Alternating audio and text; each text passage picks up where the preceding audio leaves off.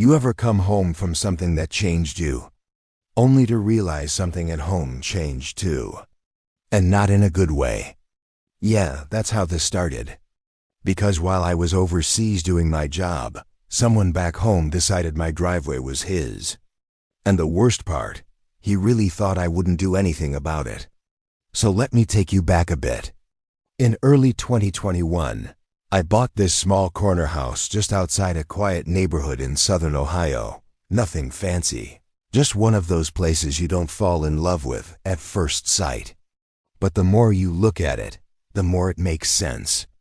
It had this long, straight driveway, gravel at first, but wide enough for my truck, my tools, and honestly, it just felt like mine. That was the thing. After years of moving around, deployments, temporary housing, I wanted something solid, something that didn't move. The house wasn't the selling point. That driveway was. I remember standing there with the realtor, keys in my hand, just kind of nodding to myself, thinking, yeah, I can build something here. Not physically, just life-wise. And for a while, it was exactly that. Quiet mornings, occasional barbecues with a couple buddies, my older brother Nate dropping by unannounced like he always did, complaining about my choice in lawn chairs. It was simple, but it was mine. Then deployment orders came in. 8 months. Not unusual, not dramatic, just part of the job. Before I left, I asked Nate to swing by once a week. Just keep an eye on things. Check the mail, make sure nothing looked off. He lived about 20 minutes away. And honestly, he took that job way more seriously than I expected. Don't worry, he told me, tossing a beer cap into the trash. If anything even looks at your house funny, I'll know. I laughed. I didn't think he meant it literally. About 4 months in, I get a call from him. Now Nate doesn't call for small stuff. He's more of a, I'll tell you when I see you kind of guy. So when my phone rang and I saw his name pop up, I already knew something was off. Hey, I said. There was a pause. Not a long one, just enough. You got a boat? He asked. I remember actually laughing. What a boat? He repeated. Like fishing boat trailers sitting in your driveway. I thought he was messing with me. Very funny, I said. No, I don't have a boat. Another pause.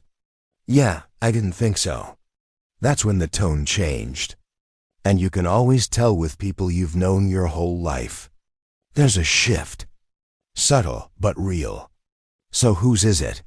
I asked. That's what I'm trying to figure out. At first, we both assumed it was one of my buddies. I've got a couple friends who fish, a couple who don't really think things through. It wouldn't have been completely out of character for someone to just park something they're thinking. I wouldn't mind. But here's the thing. The boat didn't move. Not that day, not the next week. It just sat there right in the middle of my driveway like it belonged. About a week later, Nate calls again. I checked your cameras, he said. Now that got my attention. I had installed a couple basic security cameras before leaving. Nothing fancy, just enough to keep an eye on things remotely. Except I hadn't been checking them much. Spotty signal where I was. Long hours. It just wasn't on my radar. What did you see? I asked. And he told me. Late at night, like 11:30, almost midnight. Headlights backing into the driveway, a pickup truck, older model, dark color. Guy gets out, unhitches his small fishing boat, leaves it there, then just drives off like it was normal, like it was his place. You recognize him? I asked. Yeah, Nate said. Neighbor 2 houses down, guy with the blue siding, kind of beat up porch. I knew exactly who he met. I'd seen the guy a few times before deployment. Mid-40s maybe. Always working on something in his yard. Never really said more than a quick nod. Didn't seem like trouble. Didn't seem like anything really. So what did you do? I asked. I went over there, Nate said. Knocked on his door. Of course he did. That's Nate. He told me the whole conversation later, almost word for word. Guy opens the door, looks half surprised, half annoyed. Nate points toward my driveway. Hey, that your boat? Guy shrugs. Yeah, you mind moving it? Another shrug. Just temporary. Nate doesn't move. The homeowner's deployed right now. He says, that's not your property. And this is the part that stuck with me. The guy laughed. Not nervous, not apologetic, just dismissive. He's not even here, he said. When Nate told me that, something in my chest tightened. Not angry yet, just something else. You ever hear someone say something so casually disrespectful that it takes a second to actually register? That was it. He's not even here. Like that made it okay. Like absence meant permission. What did you say? I asked Nate. I told him to move it, he said. And he said he would. Did he? Yeah, Nate said. Next morning it was gone. I exhaled. All right. I said, maybe that's it then. Maybe, Nate replied. But there was something in his voice, and I should have paid more attention to that, because what neither of us knew at the time was that wasn't the end of it. That was just the first time he got caught. And some people, they don't stop when you ask them to. They just wait until you're not looking. 2 weeks later, the boat came back right into my driveway. Same spot, same time, like nothing had ever happened.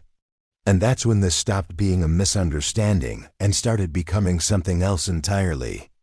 So yeah, 2 weeks after Nate thought he'd handled it, the boat came back. Same trailer, same dent on the side panel, same crooked way it sat like it owned the place. Right in the middle of my driveway, like it had never been told otherwise. And the crazy part, it showed up the exact same way. Late at night, quiet, no hesitation. Like the guy had already made up his mind that whatever warning he got didn't count. Now here's where things get a little complicated, at least in my head, because I was still overseas at the time. And when you're out there, your world gets real small real fast. Mission, routine, staying alert, staying alive. You don't have a lot of space for something like a guy back home parking his boat where it doesn't belong.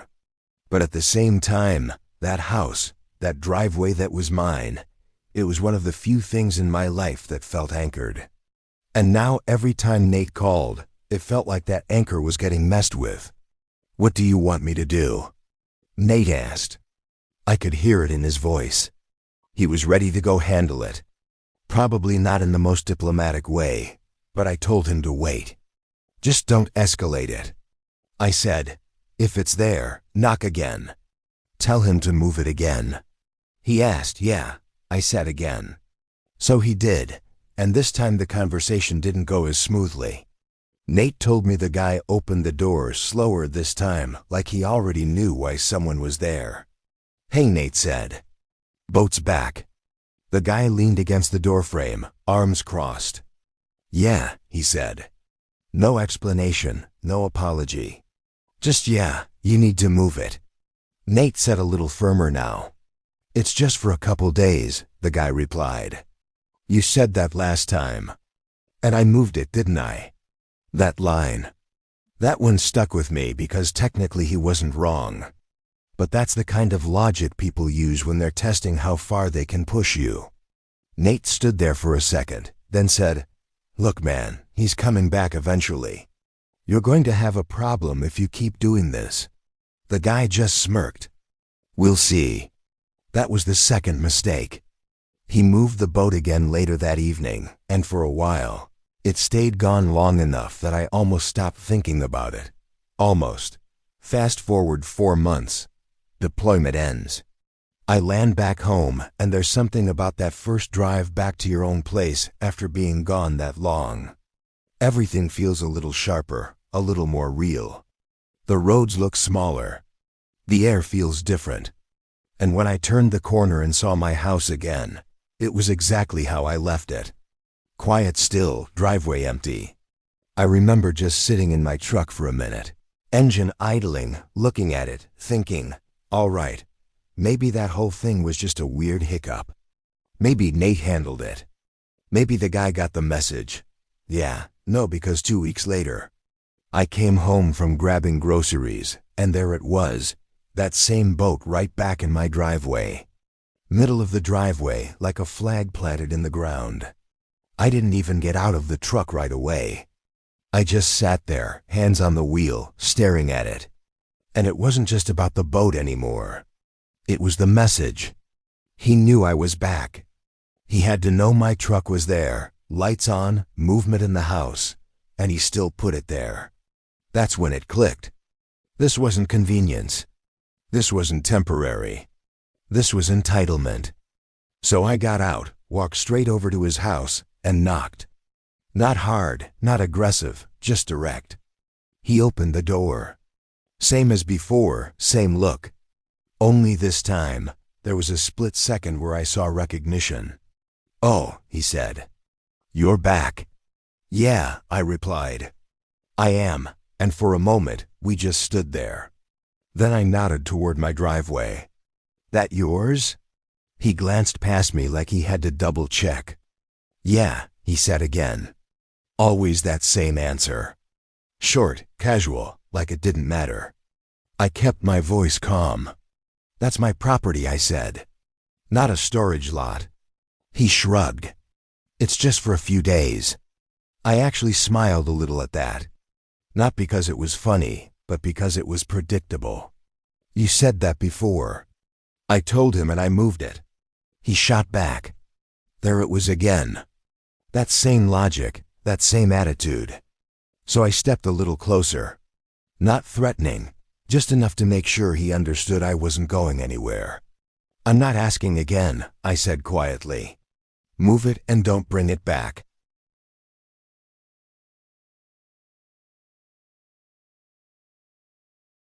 For a second, I thought maybe that would be it. That maybe hearing it directly from me, seeing me standing there would change something. But instead, he just looked at me, kind of tilted his head and said, "We'll see." That was mistake number 3. He moved the boat that evening. No argument, no scene, just gone. And for about a week, everything was quiet again. Then Saturday rolled around. I woke up, made some coffee, stepped outside, and there it was again. Same spot, same angle, same quiet little statement. "I'm going to keep doing this, and there's nothing you're going to do about it." I stood there for a long time, coffee in one hand, just looking at it, and I realized something. Up until that point, every interaction we'd had was based on one assumption, that I was going to keep asking. That I was going to keep giving him chances. That I'd play along with this back and forth until he felt like stopping. And that's when I decided I was done asking. I didn't go knock on his door. Didn't leave a note. Didn't even look in his direction. I just pulled out my phone and made a call. "Yeah," I said when they picked up. "I need a trailer removed from private property." The guy on the other end asked for the address. Details, standard stuff. "How soon can you get here?" I asked. 45 minutes, he said. "That works." And then I just waited. There's something strangely calm about that kind of decision. No yelling, no confrontation, just action. About 40 minutes later, I hear the truck big diesel engine rolling down the street. Slow, steady. It turns into my driveway like it's done it 100 times before, which ironically, it was about to. Driver steps out. Middle-aged guy, sunglasses, doesn't say much. Just gives me a nod. "That it?" he asks. I point to the boat. "That's it." He walks around it, checks the hitch, hooks it up like it's routine, like it's just another job. And to him, it is. But to me, this is the moment things shift. The chains tighten, the trailer lifts, and just like that, it's no longer in my driveway. Removal number 1. And I remember thinking as that truck pulled away, this is either going to fix everything, or it's going to start something. I didn't have to wait long to find out which one it was, because that evening, there was a knock on my door. That knock on my door later that evening. Yeah, it wasn't friendly. Not even close. I opened it, And there he was, standing a little too stiff, jaw tight, eyes already heated like he'd been rehearsing this moment all the way over. "Where's my boat?" he snapped. No, hello. No pretending this was a misunderstanding anymore. Just straight to it. I leaned against the doorframe, kept my voice level. "It's been towed," I said. "Impound yard on Route 18. For a second, he just stared at me like I'd said something in a different language. Then it hit him. "You had it towed?" He said louder now. I did. "You serious right now?" I shrugged slightly. "I told you not to park it there. And this is where people usually expect yelling, some big explosive argument, neighbors peeking through curtains, all that. But honestly, that's not how it felt. It was quieter than that, tighter, like all the tension had finally found a direction. "You could have warned me," he said. And I remember letting out a small breath, not annoyed, not surprised, just tired. "I did," I said multiple times. He shook his head like I was the unreasonable one. "It was just for a few days." There it was again. That same line, that same excuse. He kept recycling like it meant something different every time he said it. "Then it shouldn't cost you much to get it back," I replied. That landed. You could see it. Not because of what I said, but because of what it meant. To Faye, storage fee, time, inconvenience, all the things he thought he could push onto me, suddenly sitting right on his shoulders. He didn't say anything else after that. Just turned, walked off a little faster than he came. And for about 2 weeks, nothing happened. No boat, no problems, no knocks. I almost thought that was it. That maybe, just maybe, that one move had been enough. Yeah, no. Because one morning I stepped outside, and there it was again. Same boat, same trailer, same exact spot. Like we hadn't just gone through all of that. And I actually laughed. Not out of humor, more like disbelief. Like, "You really want to do this again?" So I didn't hesitate. Didn't think about it. Didn't walk next door. Didn't even finish my coffee. I just pulled out my phone and made the call. "Hey," the dispatcher said. "Yeah," I replied. Same situation. There was a pause, then a slight chuckle. "Vote again. Vote again. Removal number 2. And that's when it became a pattern. See, the thing about people like that is they don't stop when they're wrong. They stop when it becomes too expensive not to. But he wasn't there yet. Not even close. 2 weeks later, boat's back. Removal number 3. Next month, same thing. Removal number 4. Then 5. By the end of that summer, we were at 5 removals. 5 times he paid to get that boat back. 5 times he chose to ignore the simplest solution, which was just not putting it there. You'd think that would be enough. It wasn't. Instead, he got creative. One time I came home and the trailer was halfway into my driveway. Like, he thought if it wasn't fully in, it somehow didn't count. Like property lines were suggestions. I stood there looking at it, shook my head, and made the call. Partially and still counts. The driver told me when he showed up. "Good," I said. Removal number 6. And from there, it just escalated. 7, 8, 9. By the time we hit double digits, the towing company didn't even need explanations anymore. I'd call, give my address, and they'd already know. "Got it." The dispatcher would say, "We'll send someone." At one point, she actually laughed and said, "You and that boat got a thing going on, huh?" I said, "Not for long." Removal 10, 11, 12, 13. And each time, same routine. Truck shows up, chains tighten, boat disappears, no arguments, music, no drama, just consequences. But my favorite one, that was number Music 14, he had people over. Weekend, couple cars parked out front, music playing low, just a casual get-together. And right there, music in the middle of it all, his boat was sitting in my driveway again. I made the call. Tow truck rolled up slow, music real slow, like it knew it had an audience. You could see people turning, conversations pausing, heads tilting. Driver gets out, music, does his thing, calm, professional, hooks it up, starts lifting, music, and that's when the neighbor comes running out. Hey, what are you doing? Driver doesn't music, even look at him. Private property tow, he says. The guy looks at me. You called them music in front of everyone. I met his eyes. You parked it there. And just like that, boat's gone in front of his friends in broad daylight. No hiding it. That one hit different. You could feel it, music, but still not enough. Winter came. You'd think the cold would slow things down. It didn't.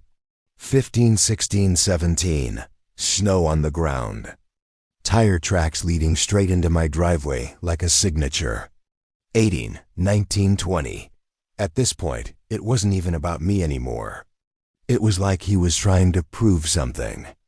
Like backing down would mean losing. Then came 21. That one was during a snowstorm. Heavy snow, wind cutting sideways, the kind of weather where most people stay inside and wait it out. I stepped out, saw the boat half covered in snow, and just stood there for a second. Then I smiled because I knew something he didn't. Tow companies don't care about snow. They care about calls. So I made it. An hour later, through the storm, headlights cut through the white, engine rumbling, and that truck showed up. Driver rolled down his window, grinning. Vote again. Boat again. Chains on, trailer up, gone. That might have been the moment it finally started sinking in. Because after that, there was a gap. 3 weeks, no boat, no problems, no anything.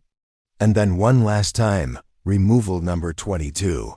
Same process, same result. And then number 23. That was the last time I ever saw that boat in my driveway, because something changed after that. A few weeks later, I noticed trucks next door, construction trucks, workers measuring, digging, laying gravel. I didn't ask. Didn't need to. 2 days later, there it was. A brand new extended driveway on his property. Wide enough for his truck, wide enough for his boat, wide enough for all the space he'd been trying to borrow from me. Must have cost him a few thousand at least. And just like that, the problem disappeared. It's been almost a year now. No boat, no issues, no conversations. Sometimes I see him outside. We don't talk. Just a nod. Maybe the kind you give someone after everything's already been said, just not out loud. And every now and then, I think about it. Not the boat itself, but the whole thing. Because here's what gets me. It would have cost him nothing to just respect the boundary in the first place. Instead, he paid for it 23 times over. So now I'm curious. If you were in my position, how many times would you have called that tow company before you stopped? Would you have handled it differently, or would you have done the exact same thing? Drop your answer in the comments because I've heard both sides on this one. Some people say I went too far. Some say I didn't go far enough. And honestly, I still think about that. But one thing's for sure, he never parked that boat in my driveway again. If you like stories like this, real situations, real consequences, hit that like button, subscribe, and stick around because sometimes the smallest boundaries turn into the biggest battles.